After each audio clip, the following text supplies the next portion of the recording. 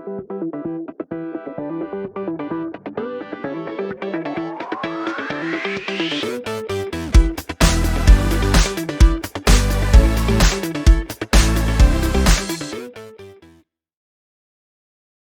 video, along with all course content, including laboratory and hands-on activities, were developed by Andrew S. Heinz, PhD, and are copyrighted 2016, 2018, and 2020. All rights reserved. The student's course handbook serves as a guide and as a resource to the student throughout the course. It contains the sample problems done during class, laboratory activities, and practice problems to develop knowledge outside of the classroom. It is available on Amazon.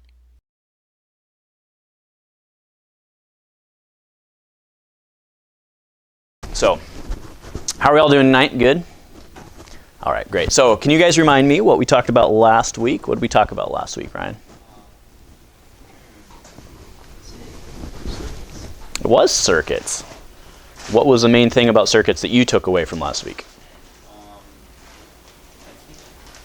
think it was about how, I'm not sure how to phrase it. I thought that was interesting how changing different things in the circuit would affect the light bulbs. Right. Okay, very good. So by changing different things, you mean like changing the position of the lights, right? Because in our lab we had 3 lights and we changed the way in which those were connected. We had the ones that are all in a line together, which is what configuration?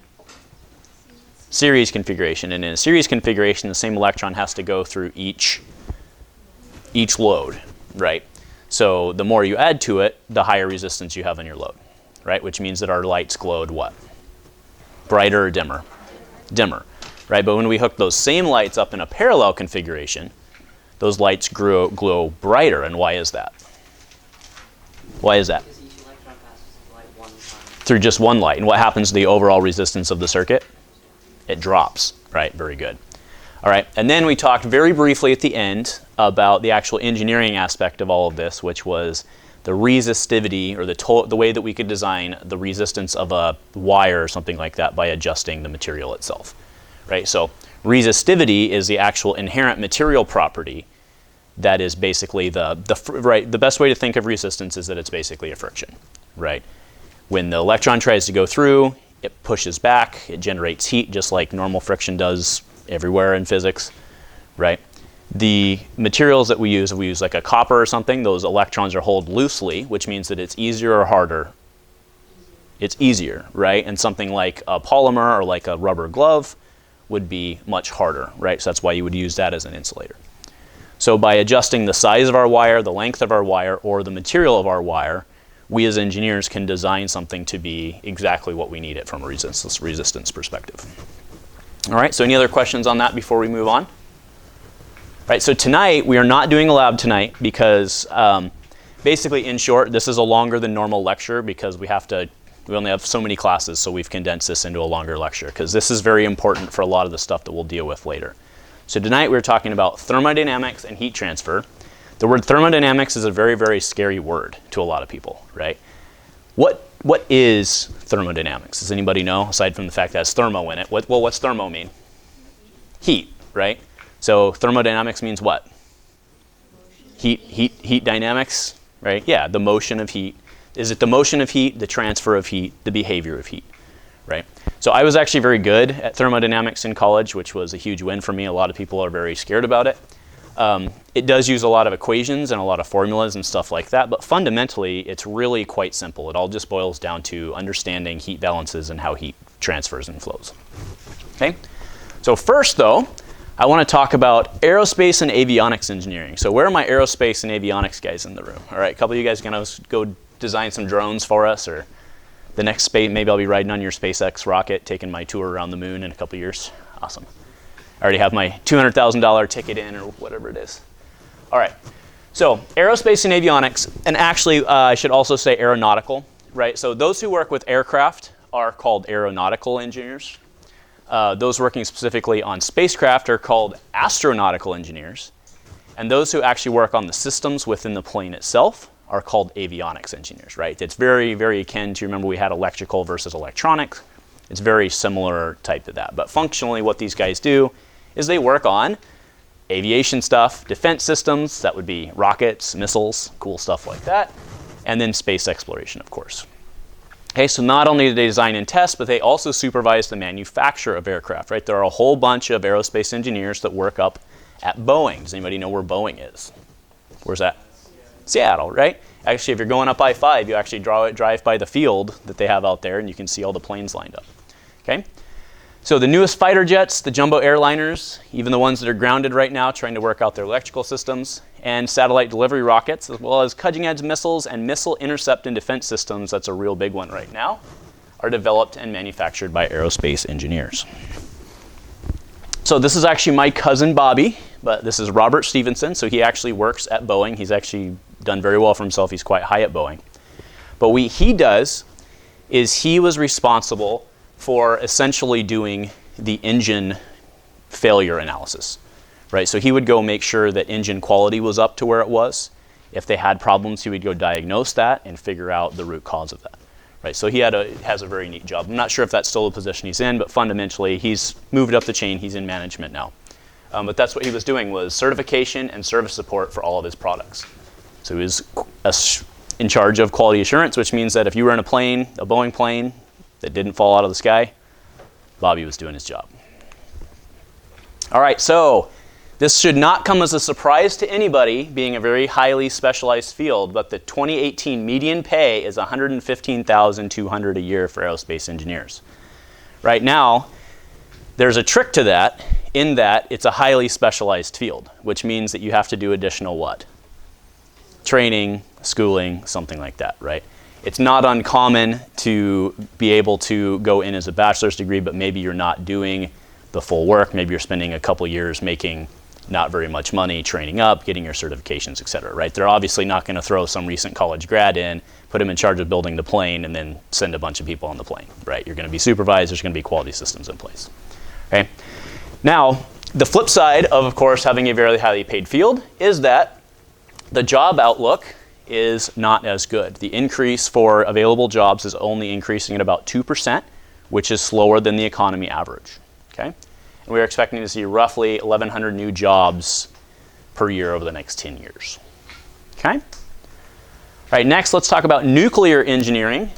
Nuclear engineering is not as explosive as it sounds, haha, but All right, so what nuclear engineers do primarily is they really operate nuclear reactors on a day-to-day basis, right? Of course, there's designing and testing and all of that.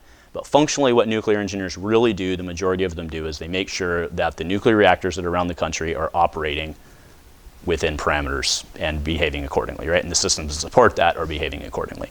That's a very important job because obviously, if that doesn't go right, we can have a very serious problem on our hands, as you guys can well imagine, okay? So that's what I said. So not only do they design, develop, and operate, but they monitor and operate the power plant equipment on submarines. Okay, so when I was in school, for example, the Navy was recruiting for NUPOC, is what they used to call it. It's their nuclear sub school. So what you would do is you would graduate with your bachelor's, and they would basically they would send you to nuke school. You'd go to nuke school for, I think it was like a year and a half-ish. And then they would put you on rotation. That would basically be like an ROTC type program where you'd work for them for like 5 years, right? So they train you up. You get the nuclear engineering degree from them with basically any background engineering that's relevant. And then they train you up, put you in the program. You owe them some time, but then you get to go back into the workforce with the majority of your school paid for, your secondary schooling paid for, and then a lot of work experience. So that's something to think about from that perspective if you're looking for alternative pathways for schooling. And then of course, they are involved in the production and handling of nuclear fuel, and then more importantly for some people up in Washington, right, up in the eastern Washington, the safe disposal of nuclear waste products, right? What do we do with this stuff after we've used it, okay? So I kind of give my shout out here to the US Navy again, right, but they're also needed by nuclear power companies. Southern Company, which is in Alabama, basically across the South, as their name implies, they have a large number of nuclear reactors. They need a large number of people to go work those as well. As you can imagine, of course, you're going to graduate with a bachelor's degree, and then they're going to go into some sort of in-company training program where they're going to train you up more, right? Andrew's not going to graduate all bright-eyed, bushy-tail and suddenly be in charge of not blowing up Alabama, right? So you'll get plenty of training there. Interestingly enough, the government agencies, actually, it makes a ton of sense when you think about it.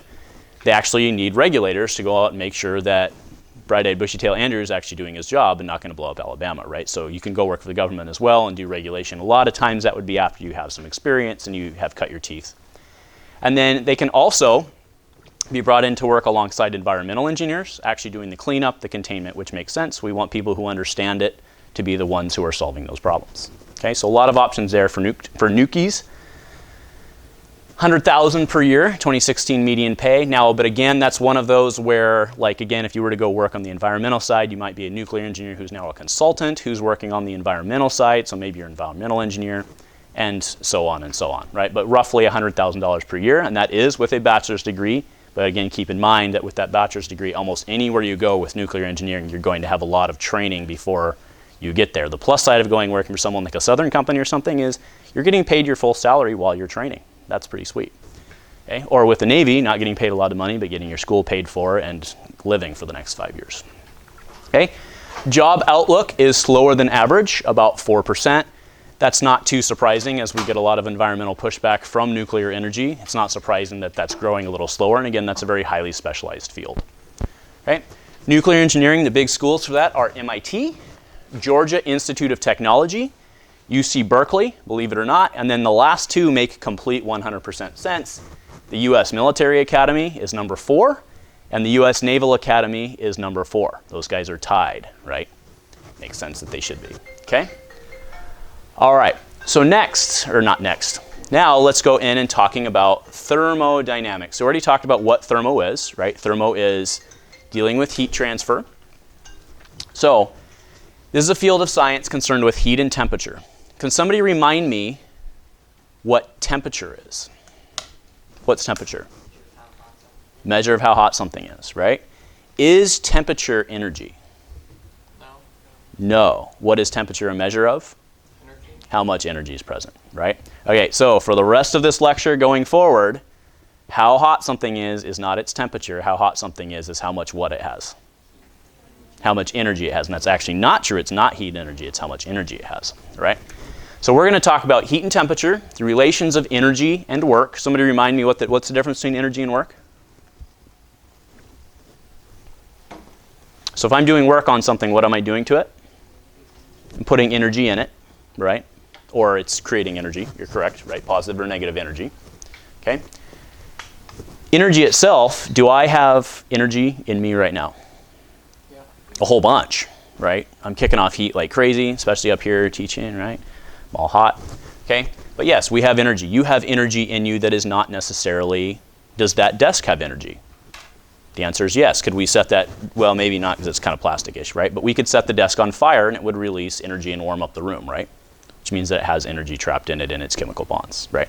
Everything has energy and that doesn't necessarily mean that that is work, okay? But ultimately what thermodynamics is all about is this. Conversion of one form of energy into another, right? Whether we be, like I talked about, burning the desk to get heat out of it, whether we talk about lifting something up, getting work out of it, right? We're at a dam, we have cascading water that spins a turbine that creates energy, right? That is one form of energy into another form, all right? So put simply, all we're doing is seeking to explain how our body converts food into energy, right? Think about that. You eat a Kit Kat bar, and then you can go run around the track. That's kind of weird, right, when you actually think about it, right? We're converting energy from chocolate into go. That's kind of weird, right? But our body really is just that. Our body is just an engine, and a highly inefficient one at that, right? Also, how our homes are heated, and the easy one to put our heads around is how our cars are fueled, right? It's pretty easy for us to deal with heat and stuff like that, but thinking about the other side of it is a little more tricky. Okay, so this is not only something that is interesting, at least to me, but it's essential to everything that engineers do, right? Even a computer engineer is going to have to understand thermodynamics. Why is that? Why is that? Computer elements get super hot, right? Somebody like the phones that are out now, they actually don't get all that hot when you think about it, right? Sometimes maybe if you're laying on your bed or something for a long time playing a game, it'll get pretty hot. But if you really think about what your phone's doing, the fact that it can dissipate that heat pretty easily is actually a pretty good engineering feat. All right, so thermodynamic system. The fundamental concept in all of thermodynamics is that of the system, Okay? So a system is just part of what we're studying, right? So if I wanted to look at the thermodynamic system of this room, we would all be in that, and the school and everything else would be outside of it, right? So everything inside the system is part of the system. The surroundings are the rest of, oh, I was hitting that thing, that's what's going on. The surroundings are the rest of the universe that react with that system. So if I was talking about my body then as the thermodynamic system, I would be the system, and you guys would all be in the surroundings, okay? Now, this imaginary outer edge, and in this case, I have it drawn with a dotted line, which does mean something, right? But the imaginary outer edge that separates the system is called the boundary, and everything together is called the universe, right? The universe thing doesn't come very up, but the universe is everything, right? I'm the system, you guys the surroundings, we're all the universe. Make sense? My boundary would be basically my skin in this case, okay? Right? So, for example, if we were observing a chemical reaction happening in this beaker, the beaker itself would basically be the boundary, right? The chemical reaction happening inside would be the system, and everything outside would be what? Surroundings, right? Very good. Okay? So, in this case, we then, and like I said, having the dotted line versus the solid line makes a difference. So let's think about this example of us cooking our macaroni and cheese for dinner. Okay? An open system allows for transfer of mass between the system and surroundings. So I can put my salt and my noodles in. But once I put the lid on my saucepan, the steam can't get out, it becomes a closed system. Why does it matter to us fundamentally if we transfer mass in and out of a system? Why? Mass can change the heat. Does it change the heat, or does it change the total energy? Yeah, it changes the total energy, right? Because even an ice cube that's cold has what? It has energy, right? It may not be as much energy as something else, because that's why it's cold, but it still in of itself contains energy. So as we add mass to a system, that system's going to gain energy, okay? But the temperature may not increase, right? That's the other part, okay? So thermodynamic energy. So this stuff's easy from physics for you guys, right? What is kinetic energy, or KE?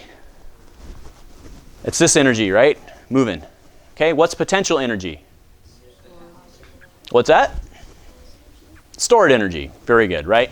Potential energy is stored energy within a system due to the position of the system, or in the case that we were talking about with chemical, it could be unreleased chemical, and actually that's chemical energy, but we also saw potential energy when we were talking about our batteries last week, right? Our batteries had a bunch of potential energy that could be turned into light, heat, etc. Then all other energy possessed by a system is called internal energy, right? The internal energy would basically be what's part of me or what's part of that ice cube, for example. What this actually represents is basically all the other energies that are out there, right? The chemical bonds that actually make things up. The vibrational energy, right? You guys understand that in a solid, the molecules are kind of vibrating, right? Right? In a gas, right? Say in a balloon, right? Our molecules are flying around, they're bouncing off each other. Those molecules themselves have kinetic energy, but we don't attribute that to the kinetic energy of an object, right? Because we're talking about, for example, this book. If we're talking about this book's not moving, it doesn't have kinetic energy. Of course, the molecules in there do have some amount of kinetic energy, so that's what we're incorporating as the internal energy. Does that make sense? Right? So what we're doing is we're basically saying we understand this book has some amount of energy with it. There's chemical bonds, there's movement inside. We understand that. We're not talking about how much it's moving, how much potential it has. We're just classifying all that as one group as the internal energy. Okay, so it's really how much energy belongs to the object. All right, so kinetic energy, formula for that, you guys should all know off the top of your heads, right? Is 1/2 mv squared, right? All right, all right, you guys got that, right? So potential energy is PE equals mgh. We talked about that already when we were doing our rocket, but you guys all knew that from physics already. All right, and remind me, what's G in this case? Gravity, right? All right, so internal energy is noted, oh yeah, and by the way, KE is what we'll use for kinetic energy. I think that's pretty self-explanatory. PE is potential energy. But U is what we're going to use for internal energy. And again, this really is just the sum of kinetic and potential energy of the individual particles that form the system. Okay. right? So like in the case of a balloon, we understand that there's a bunch of helium atoms in there bouncing around, but the balloon itself, we just say that's U. That's its internal energy, okay? So the other reason we do this is it's kind of a cheat. Being able to actually determine how much internal energy something has is actually really hard for us to do. So instead, we cheat in thermodynamics. We don't care about how much internal energy is in you or in me or an object. What we only look at is what is the change in internal energy in that.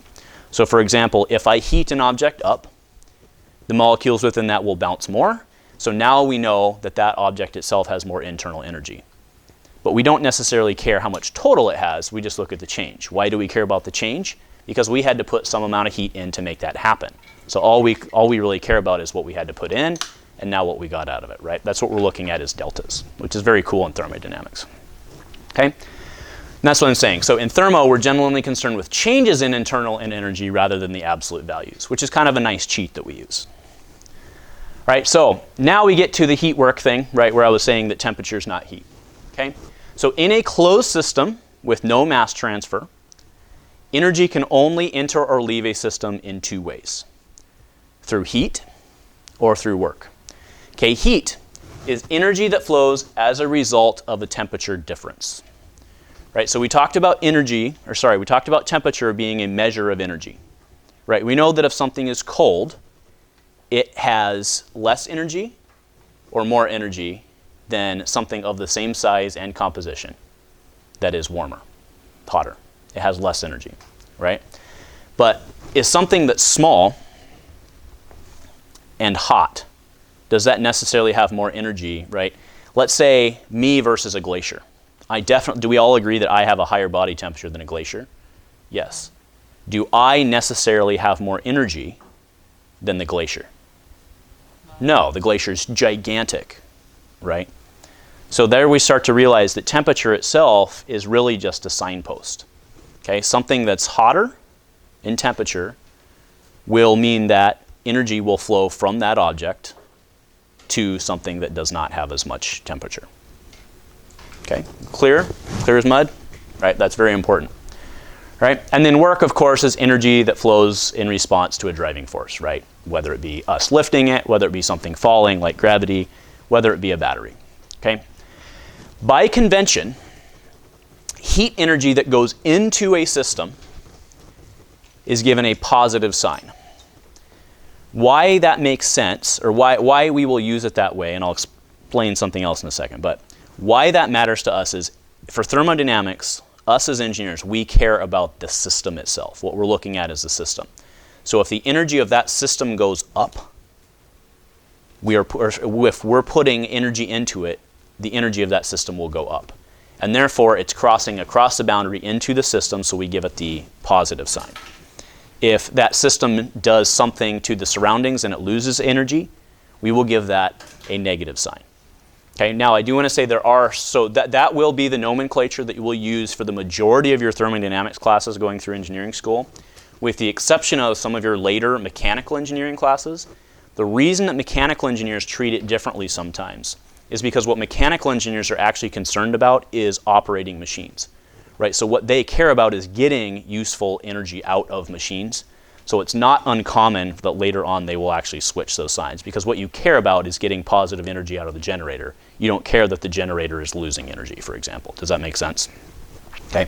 But again, for this class and for the majority of your classes, if heat goes into a system, it's positive. If it leaves, it's negative. Okay? And the same is on work, the same convention for work. Work done by the system on the surroundings is given a negative sign, right? So if my system rotates a piston or something like that that stirs something, that is putting work outside, because think of it like a gas tank, right? If you are burning gas to make your car go, that gas tank is losing energy, right? So that's the way to think about that, right? It's burning gas to make your car go, to make the wheels spin. It's doing work on the surroundings, and therefore it will have less energy, right? So that's really just the easiest way to think about it. All right, and then you guys are all well aware from physics that this all boils down to the conservation of energy. This is the fundamental law that we've talked about basically in every class that we've had so far. What goes in has to come out, right? We can't create nor destroy energy in this universe. Everything's converted from one form to the other. So kinetic can become potential. Potential can become kinetic. Whatever, right? Internal energy can become kinetic. Whatever it may be, but we can't change the total energy of the system. All right, that brings us to the first law of thermodynamics, which is really just a formal saying of what I just said. The final system energy minus the initial system energy equals the net energy transferred. Yes? This be simplified as nothing comes from nothing? Nothing comes from nothing? Sure, if you want to say it that, but it's also something comes from something, right? So just remember, nothing can be created nor destroyed, except for in some very small cases of nuclear stuff, but that's not the case here. Okay, so if we put it into components of what we just talked about, what we get is the final kinetic plus the final potential plus the final internal minus the initials of all that equal the work in plus the heat out. Okay? Or change in kinetic plus change in potential plus change in internal equals the change in work and the change in heat. And again, that makes sense from our gas tank. If we burn gas, we're going to create heat, we're going to create work. Right? The car is going to maybe go up a hill and now it has more potential energy, which means the car can roll down the hill. Okay? Any questions there? All right, this is all pretty fundamental stuff, right? I like engineering when the equations are super simple. Okay? All right, so let's talk about heat and temperature. We already talked about it a bit, but we know that if in this system down here, right, if TA, right, so this is system A, and this is system B, if the temperature of A is greater than the temperature of B, which direction will heat flow? To B, right? And if it's reversed, if A is less than B, which direction will heat flow? To A, right? And that's why we have our symbol for heat flow, which is Q.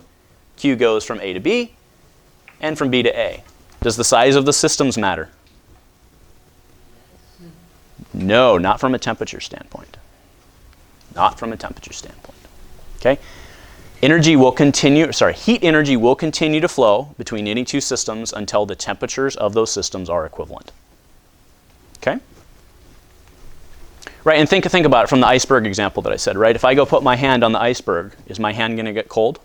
Yeah. Is it going to melt some ice in that iceberg? Yep. Will it continue to do so until I freeze to death and die? The answer is yes. Okay? Right. So, heat and temperature. Temperature merely provides a signpost, a direction. Temperature is not energy. Heat is actual energy. And the trick here is heat is only energy that's flowing. Right? So heat energy itself is the stuff that's moving. Right? Once it's not moving, it's potential energy, it's kinetic energy, it's internal energy. Okay? So when heat moves into a substance, and you guys know this from your chemistry classes, one of two things can happen. One, heat moves in, what happens to our temperature? Stabilizes. Goes up, right? Or, what happens in the case of a phase change? We actually use that heat energy to break bonds or change those bonds in some way. But what happens when those bonds happen? What happens when that happens? Does our temperature increase in that case? No, our temperature actually stays stable, right? We all know that at that 100-degree boiling point for water, how hot will water get? 100 degrees. Under normal conditions, it'll be 100 degrees. If I put more energy into it, how hot does it get? 100 degrees. If I put even more energy, how hot does it get? 100 degrees, right? What instead is happening?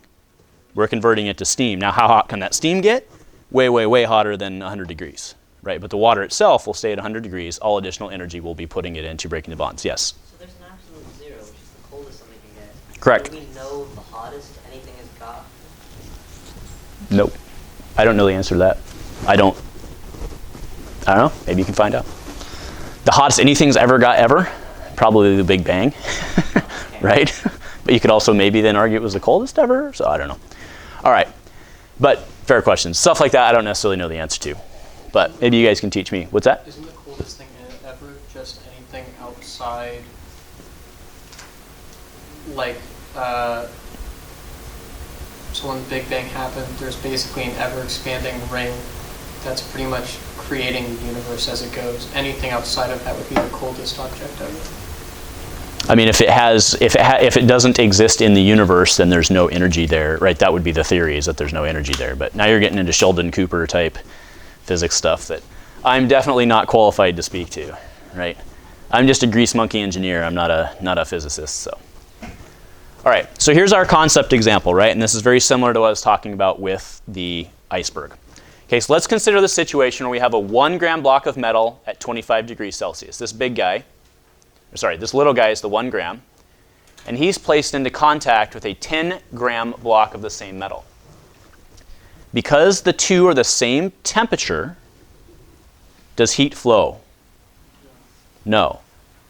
But the two blocks, do they have the same energy? No. Why? Yeah, one's bigger and it has more mass, right? So I have, in this case, because they're the same material, I have 10x energy in the one block, right? Very simple. Okay? So the total energy between them remains different, but there is no heat flow between them because they're the same temperature. All right, so if you now will go to page 25 in your course handbook, I see a lot of you guys are already there. Right, but 25 in your course handbook, we have 3 examples, and I'd like you to do all 3 of them, and then we'll go through them. Right, but a 10 gram aluminum cube at 30 degrees is placed into contact with a 30 gram aluminum cube at 30 degrees. Right, and what I want you to be doing here is, in your book, you see the 2 objects we're talking about, and all I want you to do is draw an arrow or an X on which direction the heat will flow.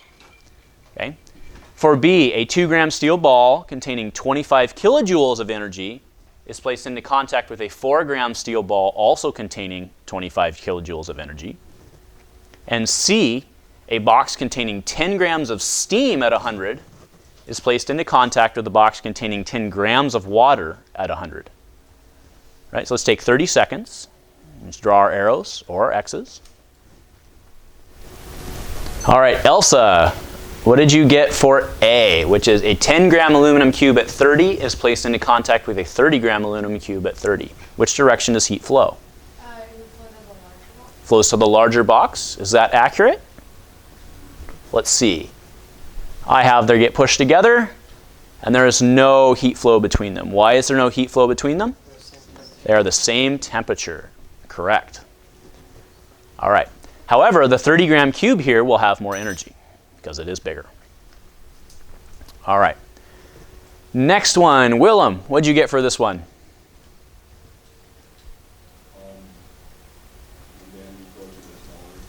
Energy will flow to the smaller. Is that what everybody else got? All right, let's push them together and see what we get. All right, it will flow to the larger. Why will it flow to the larger ball? Why is that? The bigger ball has less heat. Yeah, so it has less temperature, right? Yeah. So if we agree that both of our balls have the same energy level, right? So the ball with more mass must thus be what temperature? A lower temperature, right? So we know that the larger ball is lower temperature than the smaller ball. Therefore, heat must flow from the smaller ball to the larger ball. Make sense? All right. What's that? Why is that the case with the square? Because they're at the same temperature. And these guys are at different energies, or same energy, sorry. Same energy, larger mass means, by definition, different temperature. All right, now in this case, what do we think, Kate? What do you think? You? Yep. I said that the energy flows to the box with the water. Flows to the box with the water? All right, let's find out. So we're going to push them together, and I say no heat flow. Why is there no heat flow? Why is that? They are the same temperature. That is correct. Are they the same energy? No. Why are they not the same energy? Because steam has more energy, right? The steam has more energy, but they are the same temperature. They cannot cross the boundary, therefore there will be no heat flow. All right. This is something I hope you guys have all done, which is called the calorimeter experiment, right? I'm sure you did it in chemistry or physics or something, but what you do is you start with a bucket of water, you go put a piece of metal on a hot plate or something, you get it nice and warm, And you drop that piece of metal in the bucket of water, and what happens to your water? What's that? Yeah, well, depending on, hopefully your teachers didn't let it get hot enough that you were steaming, but yeah, but what happens to your water? The temperature of your water goes up. And what happens to the temperature of your steel ball or your piece of metal? It drops. And what do they eventually come to? The same temperature. They come to equal temperature equilibrium. Okay? So what we're seeing here, right, this is a fantastic experiment, A, because it costs basically nothing, it's super safe, and you can do it in like 5 minutes, right? But it's a great example principle of heat transfer, right? As you drop that hot metal in, the temperature goes up, temperature goes down, everything equilibrates, right? It's a perfect example of everything that happens in thermo. Okay? So that brings us to calorimetry, and you guys have probably seen this equation when you did this, but it's Q equals m delta Tc, right? So Q, remind me what Q is again? Heat, right? Q is the heat transferred, right? So the heat that leaves an object is equal to the mass of that object times the change in temperature of that object times C. Now what is C? C is the specific heat capacity of the material in question. So specific heat capacity is another one of these things like resistivity that we talked about last week. It is an inherent property of the material.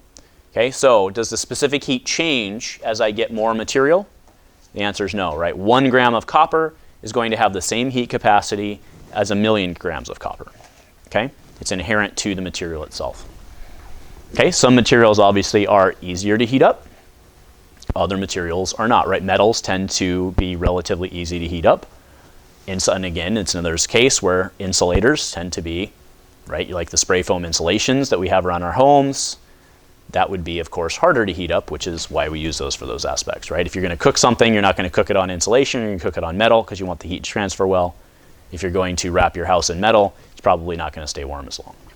Okay? All right, so everybody has this, right? Fundamentally, Q equals m delta Tc. Now again, you don't have to remember, this one's relatively easy to remember, but that's not something you have to memorize. Conceptually, I just want you to understand that the change in temperature correlates to what? A change in energy, a heat move, okay? So in this case, let's go to page 27, please, in your handbook. Now, all of the information that you need to solve this is there, aside from the calculator that you need. Okay, so how much energy is required to raise the temperature of 20 grams of water from 25 C to 30 C? Assume the heat capacity of water is constant at 4.184 joules per gram degrees Celsius. Yes? Isn't that a calorie? What's that? 4.184 joules, isn't that a calorie?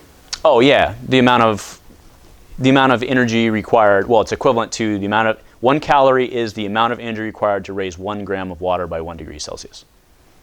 All right, so if you're having problems with this one, A, remember the formula, but B, you can always remember how we did the unit grid in the first week. You can always do this in the unit grid, put the joules on top, the grams degrees Celsius on the bottom, and you should be able to make your grid come out to that your units work the way you want them to. You got it? All right, what did you get?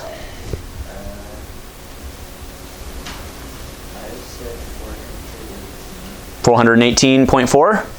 Is that what everybody else got? I see a lot of nods. All right, let's walk through it. So Q equals m delta Tc, m dTc, 20 times 5, which is equal to what? 100, which means that we just multiply our 4.184 times 100, and what do we get? 418.4. Nicely done, sir. All right, so latent heat. Latent heat is what's associated with a phase change, right? We were talking about making things go from water to steam, right?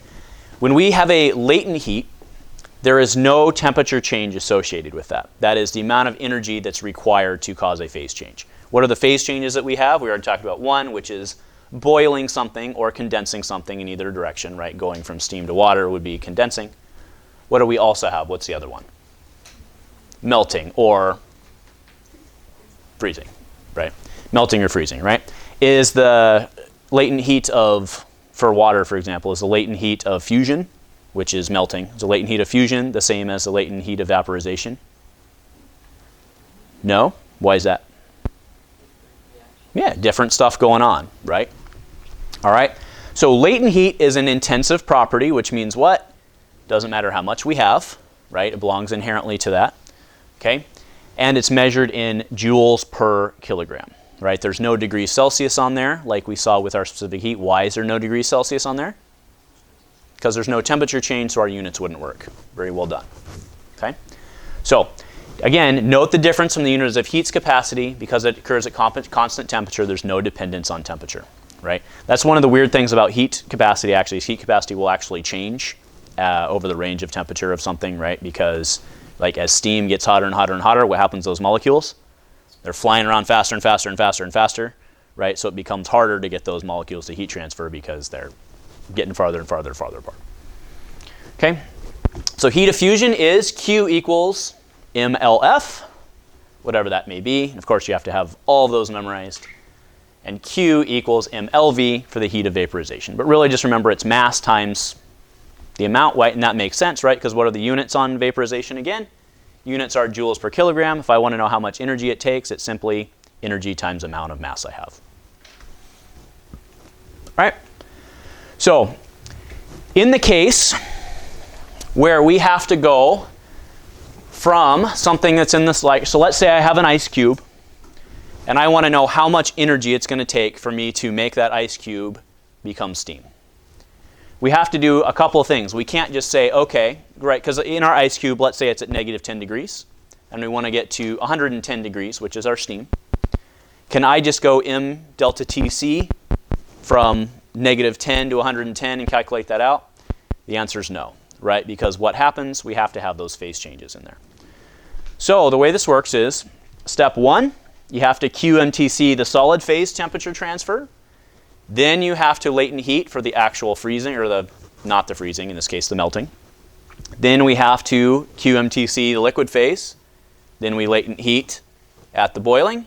And then we MTC to the gaseous phase. All right? And then what are we going to do? We're going to sum all those up together, and that's the total energy of that entire move. Yes, sir? Is there another name for latent heat? Probably. Do you guys have any others that you've... Because I've just heard it heat of fusion, heat of melting. That's what it was. Yeah, heat of fusion's the... And heat of vaporization. Yeah. But they're the latent heats. We did Yeah. this in middle school, and Yeah. so I was confused why it was latent heat all of a sudden. And Yeah, but it's the same. I mean, latent heat's what it's actually called, right? It's the same thing. Okay, so in this case, how much energy, so this is page 28, how much energy is required to melt 20 grams of ice at 0 degrees Celsius? The latent heat is 334 kilojoules per kilogram in this case. All right, who's got it? Nobody yet? All right, what do you got? 6,680 joules. 6,680 joules. Is that what everybody else got? Sure? Maybe? All right. So it's simply just Q equals ml. 0.02 times 334 equals 6.7 kilojoules. Yep, we missed some decimal places there. And why is that? Because the units are in kilojoules per kilogram. So what did we have to do first to our 20 grams? Make them kilograms, right? All right, so that takes us to heat engines. Heat engines, this is a heat engine. Super complicated, right? So what a heat engine, like the easiest heat engine for us to talk about obviously is the internal combustion engine, which is our cars, right? What are we doing? We're taking a fuel, we're burning that fuel to make work, okay? So functionally what a heat engine is just a theoretical model of that.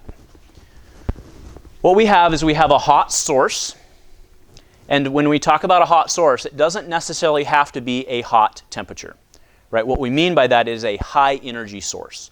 For example, our high energy source in our car would be what?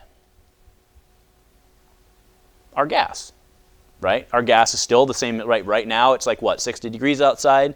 Our gas is probably, when our car's not on, our gas is probably about 60 degrees. But it still has a whole ton of energy because that's what makes our car go, okay? So our hot source is just going to simply transfer from the engine to the cold sink. Some amount of work is going to be extracted. In the case of the car, that's going to be our go. Okay, what would be the cold sink of our car? The exhaust, the other side of the engine, right? Okay, so again, don't get too hung up on the car example, although it is a pretty good example, right? But what we're doing is we're using something that has a bunch of energy, and we're using that transfer to steal some work out of it, and then we're letting it go wherever it needs to go. Maybe a better, simpler example of this would be thinking about Bonneville Dam. Right? What do we have at Bonneville Dam? We have water that's at the top that has more what? Potential energy. Right? We utilize that potential energy to let it fall. We take that, we're turning that into kinetic energy, and then what does the turbine do? The turbine spins. In order to get that turbine to spin, what does it extract from that water? It utilizes a potential energy from the water, and then the water goes down to the catch basin where it is not technically, it is absolutely lower energy because that water went from up here to down there. That energy in between, we extracted some of it, lost probably a bunch in friction, and the water at the bottom of a catch basin at Bonneville Dam is hotter in terms of temperature, right? It's a higher temperature after it falls, right, because of frictional forces. Okay? Does that still make sense? Right? Is that a better example maybe? Because we're not burning gas? All right, fair example. All right, fair enough. All right. So the heat engine equations are very simple. The heat in equals the heat out plus the work that we took. Now, when work is leaving our system, what's the sign on that? Remind me. It's negative. Why is it negative? Yeah, because it's leaving the system, right? That's kind of a bad question. Why is the work leaving the system negative? Because it's leaving the system, right? Right. But what that really boils down to, guys, is simply the work equals Q hot minus Q cold. Very simple, okay? Whatever the energy was at the beginning minus whatever the energy was at the end has to be the energy that we extracted, right? Has to be. Now, in the case of our turbine, right, the turbine may be generating heat as well through frictional forces, so we would have work and we would have what else? We'd have some other energy out of there, right? So you'd have to make sure to account for both of those. Okay? So if you go to page 29, you should see a diagram there of a steam turbine. Right? Steam turbines are kind of neat because that's basically what a coal plant does, right? So let's talk about that, right? So a coal-fired power plant, or let's be environmental friendly. Let's say a biomass-powered power plant, right? That way we can all be happy greenies, right? They're going to burn whatever biomass they get. They're using that biomass to burn and create what? Create heat to warm water to create steam. As that steam travels upwards, what does it do to the turbine? It spins the turbine. We extract some work from it.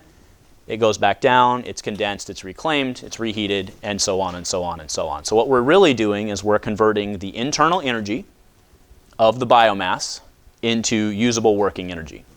Movement, which then we use to power our generator, which then creates electricity, and then we can turn our lights on and off. Okay? So the steam, when it goes through that turbine, will be moving slower. Why is that? Because it transferred energy into the turbine. And the steam will also have less temperature when it comes out on the other side because it transferred energy into the turbine. Okay, so in this case, what you see in this example here, 100 kilograms of steam at 160 degrees enters a turbine and leaves at 110 degrees. How much work did we extract from the turbine? The specific heat of steam is 2.1 joules per gram degrees Celsius. Right, so let's very quickly talk through this. Okay, so tonight we learned MTC, M delta TC, which is what? Mass times changing temperature. Yeah, but what does that functionally tell us? It tells us how much energy our system changed by, right? Whether it be positive, whether it be negative. Okay, so functionally we know that we lost 50 degrees in our steam, which means that our steam did what? Yeah, it transferred energy. It lost that energy. That energy, because we know that what goes in has to come out, that energy must, by definition, have become work in the turbine. So all we have to do here is calculate how much energy we lost in our steam, and that will directly translate to how much work we got out of our turbine. Okay. Okay, so we just talked through it. Let's go ahead and start through it. Okay, so the heat lost by the steam is Q equals M delta Tc, which is 100 grams times our temperature change times 2.1, which is negative 10,500 joules because it left our system. And it's also negative because it actually was 50 minus, right? So we Or no, that's actually not the case. 160 to 110. But we give it a minus because it left our system. So due to the first law, Q lost equals negative heat extract or work extracted, which comes out to 10,500 joules is what we got. Right? So why is the heat lost equal to negative work done? Because it's leaving the system, right? By our very definition. So that negative becomes a positive. Okay? Yeah, and 160 minus 110 is what? Is it 50? Yeah. All right. You guys didn't look very sure on that one. I was like, if there's anything you guys can get, that one. All right. So the rate of heat transfer. All right. So here's where, so again, last class, we spent a fair amount of time talking about the basics. And then we spent the last little bit talking about kind of the engineering application. This is us moving into the engineering application of this. Okay? So far we've talked about how heat moves and how it behaves and all of that, which is fundamental to what we need to do to understand. But this is the cool part. What we as engineers are often concerned with is not heat transfer itself, but the rate of heat transfer.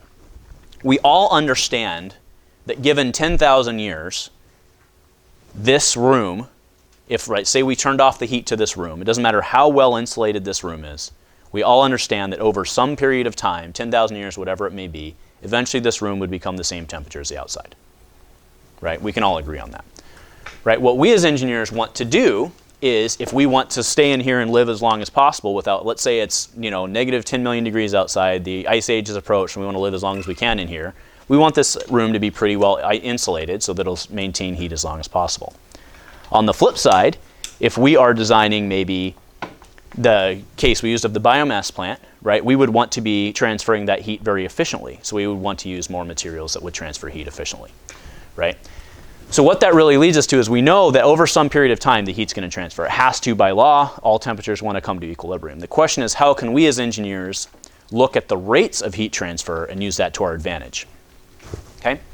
So I think I beat that to bed, but we've really to this point we've ignored how fast, and we're going to be looking at how long. Okay? So heat transfer by conduction, I'm going to shut the lights off. So there are a couple different modes of heat transfer. But primarily what we're going to be looking at tonight, or considering tonight at least, is what we call conduction. And this is the transfer of heat through objects that are in physical contact. So the way this works is energy moves from one molecule to another because of higher speed particles. So we turn a flame on one side, the flame gets those molecules on one side to bounce, and they just keep going down the chain as they bounce into each other. They go all through the material, and eventually what we get is, slowly, right, these molecules are bouncing into each other, and eventually our entire material is going to be the warmer temperature. Okay, now the rate at which that happens is dependent upon the material itself. So there are a couple things. I'm going to turn lights back on, so watch your eyes.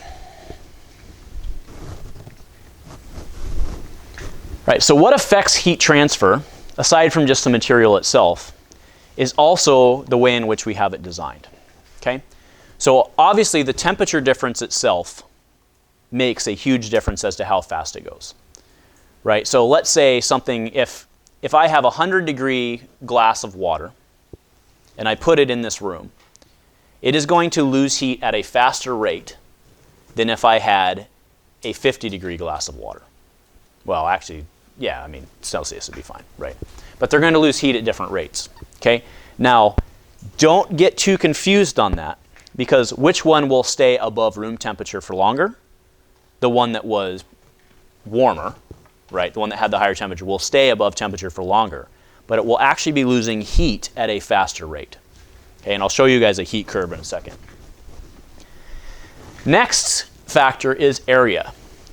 The more surface area we have with which to transfer that heat, the more heat will be lost. And this inherently makes sense if you think about it, right?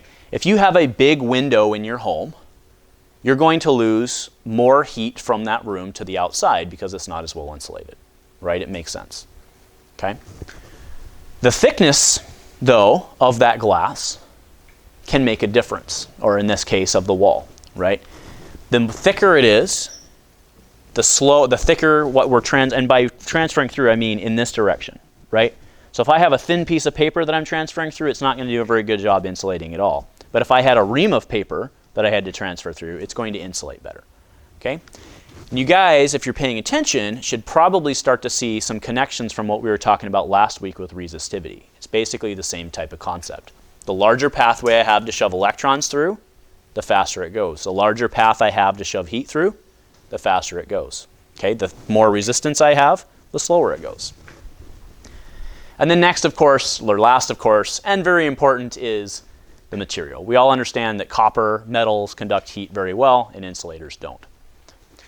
Right, so like I said, I'll show you a curve. So as heat flows from a hot region to a cold region, the temperature of each will change towards equilibrium. We get that. What's interesting is that if we look at it over time, it actually curves out. So the hot side will decrease and then slow the rate of transfer as they approach.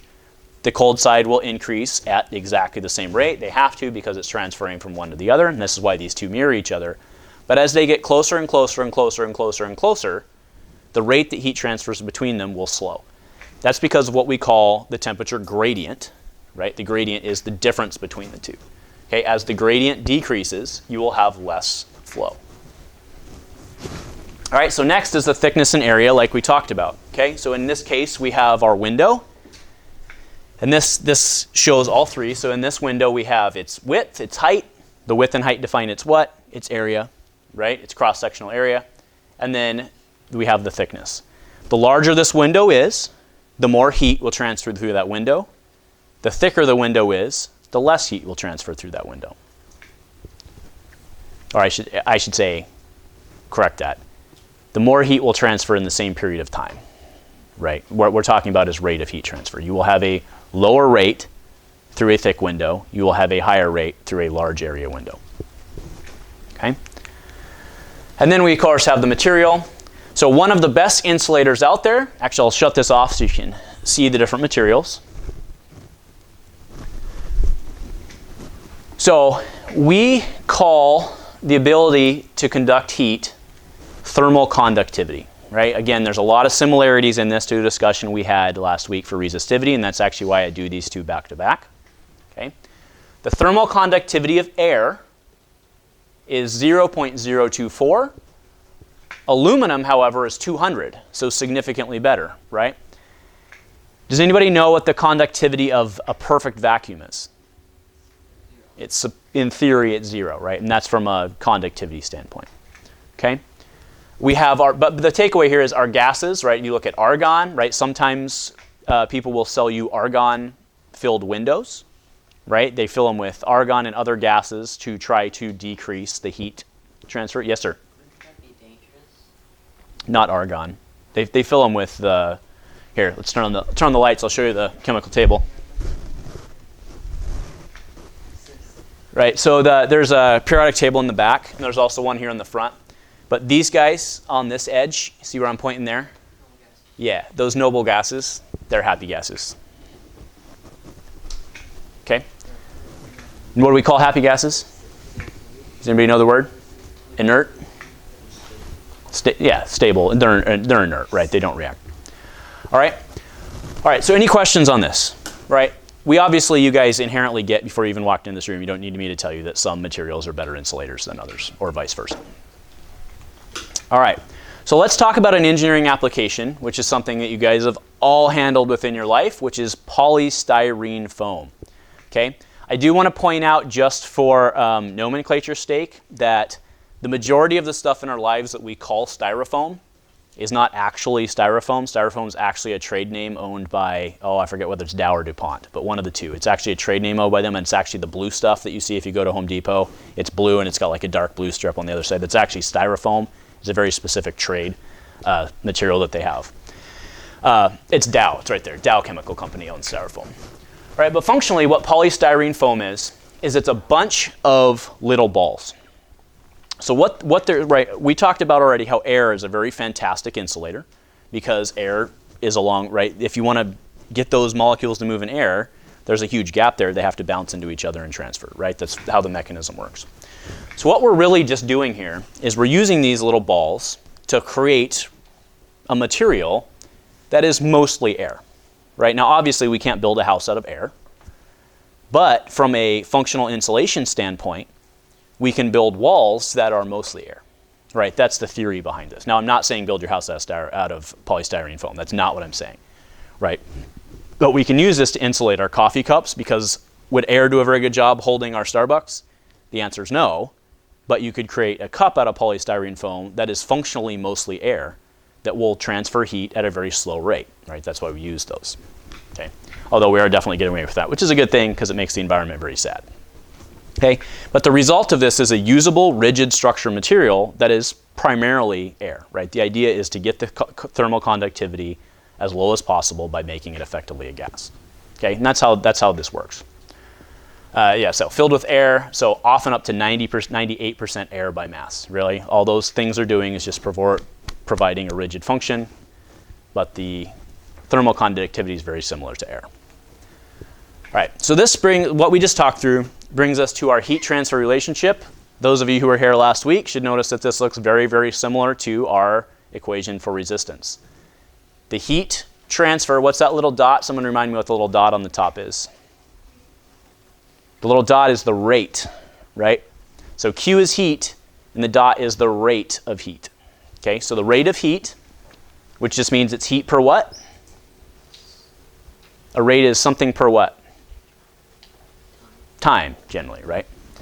Right, so in this case we have K. What's K? K is my thermal conductivity, which is my material property. Then I have A. What's A? Area. What's delta T? Change in temperature. All right, so let's think about that. So on the top we have our constant. We also have area, and we have delta T. So the larger delta T means greater Q. The larger area means greater Q.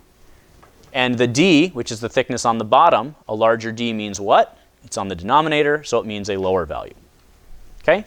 So K is the thermal conductivity, A is the area, D is the thickness, and delta T, of course, is the temperature difference. Right? This should look very similar to what we talked about last week, which is the resistance equation. Okay? Now, I do want to point out that this equation is applicable only to something that's in a two-dimensional flat surface. Okay? If you're actually trying to calculate something like a styrofoam cup, the equation is actually different because you have to go radial. Right? It gets a little more complicated. The reason that matters is because think about it from a circle standpoint. The interior surface of your pipe or the interior surface of your cup is not the same as the external surface of your cup. Right? So when we're going in two dimensions, it's always the same. You always have the same area with which to go through, but when you're in a cup, you actually have something that's conical, right? It's different. So you have to use different stuff. Okay? But this is functionally, conceptually how this works. All right, so if you go to course handbook page 30, please, what you'll see there is a window. And in this case, the inner and outer surface temperatures of a 5 millimeter thick window are 10 degrees and 3 degrees. What is the rate of heat loss through a window that's 2 by 2 if the thermal conductivity is 0.8? Right? So because I said we don't have to memorize stuff, there's your equation. So let's go ahead and calculate that, please. All right, does anybody have it? What do you got? 4,180. 4480, does that sound good? I see nods. Going through it, I got 4480, and what are my units? Watts. And why is it watts? Because what is a watt? It is defined as a joule per second, right? And we were looking at time. All right, very good. All right, so this brings us to our next engineering application. So dual pane windows, right? Dual pane windows are, I guarantee you, what all of you guys have in the house and or apartment or home that you live in, okay? Windows are the weak spot in home inefficiency, right? Also, the roof is not great, but we throw a bunch of insulation in our attic and it helps to offset that, right? As much as 10 to 15 times more heat leaves through a window than it does a normal insulated wall. And this is largely, of course, due to the relatively high thermal conductivity of glass. Remember, high thermal conductivity means efficient transfer, right? Glass does a very good job transmitting heat. And the relatively low thicknesses of glass, because if we had, let's just say, okay, I want to make my window very heat efficient, let's just have this huge thick pane of glass. What happens? What happens if I try to look out a really thick pane of glass? It doesn't work, it gets fuzzy, it distorts the image, right? You can't see out as well. Plus, it's really kind of impractical. Could you imagine having this huge chunk of glass you had to replace because a bird flew into it? That would not be great. Okay? So the single pane glass window is highly inefficient. But what we've done instead is put dual pane windows in. Why do we use a dual pane window? Why would we do that? Insulation, but why? Yeah, what do we trap in between there? Air or argon or something like that, right? So what we're effectively doing is we're saying something that's a really poor insulator and something that's a really poor insulator can be used to trap something that's a really, really, really good insulator in between it, right? It's functionally the same concept as the polystyrene foam. Yes? Is this why when you put a computer together, you want to make sure that there's no air between things that you want to conduct heat really well? Between conducting heat really well? Yeah. And don't get me wrong, that air will heat up very quickly, right? But if you want things to conduct, right, if you're going, in this case, I'm assuming you're going for a heat sink, right? If you want your heat sink to transfer, you want to make sure it's in contact with what you want it to transfer from, right? It makes sense, okay? So this is really just how it works. This is not rocket engineering here, right? This is pretty simple stuff when you really think about it. We have a glass pane, we have another glass pane, and then we have a big chunk of air in the middle, right? So what's insulating our home is not the glass, it's the air that's trapped in between. Right now, we also have other methods of insulation, or of heat transfer. Sorry, one of which is convection. Right, convection is where air moves over a surface. The reason we have to have it trapped in between is because how effective would we be, obviously, at insulating our house if the wind could blow in and out? Obviously, it's not, right? But think about it. If you functionally just had one pane of window, from a conduction standpoint, it's basically the same as having an open window. Now, it's not, of course, because the wind doesn't come in and out. Right? But what you're doing is you're trapping it in. Now, let me ask you guys this trick question. It's not a trick question at all. Actually, it's a real engineering question. Triple pane windows are like, I hear a commercial every day when I drive in. Someone goes like, I'll sell you triple pane windows for the price of a dual pane window. Why is a triple pane window a stupid purchase? What's that? Less air? It covers up it has a useless pane of glass in the middle. Has useless pane of glass in the middle, right? That is accurate, right? Both of what you guys said is accurate. What's causing the window to be a good insulator is not the amount of glass. It's the amount of air in between, right? So unless that triple pane window is super thick and it's doubling the air, which it's not, because if it did, it would distort the images. If it's the same thickness, all you did was waste a lot of money buying that extra glass and having it being built that way. Now, there is an argument to be made, to be fair, from a failure mechanism standpoint of if one of your panes pops a leak or something like that, the other one can act as a barrier, and that's a fair argument. But largely, if you're paying extra for a triple pane window, you are a crazy person, because what's doing it is the air in between, not the pieces of glass. All right? So when we are looking from an engineering standpoint at transfer through something like this, now this is a cross section, right? This is a side shot of our window. This is a pane of glass, and this is a pane of glass. What we know is that, again, in equals out. So any heat that enters one side of the window has to exit the other side of the window, and it has to do so at the same rate. Otherwise, what would happen? Something would heat up or something would get trapped, right? So what we see is that because energy has to pass through each region, we actually see that we have an additive effect over the resistance of heat flow. So in effect, our sandwich, for lack of a better term, each part of that ice cream sandwich adds to the total resistance of the window. The glass adds a little bit, the air in the middle adds a ton, and then the glass on the other side does as well. So if we want to calculate the total thermal conductivity of the window itself, it's not the same as glass, it's not the same as air, it's a collective additive between them. And what we actually see is something like this. If we have a hot temperature on one side and a cold temperature on the outside, we can actually calculate the temperature at each one of those interfaces, because the temperature has to be different, otherwise heat would not flow across it, right? So here we have the inside temperature. So this is the inside of your glass, T at distance 0, is the same as the inside, but then the pane here on the outside-ish of the pane, so this is the inside of the window, right, is going to drop. Then we're going to have a little lower temperature. It's not going to change much because our air is functionally not insulating that well. And then we're going to see a huge temperature drop to the outside. Right, so this is a problem that you will see in thermodynamics, or actually it's really in transfer. We call it, what was the name of that class? Transfer phenomenon 1, 2, and 3.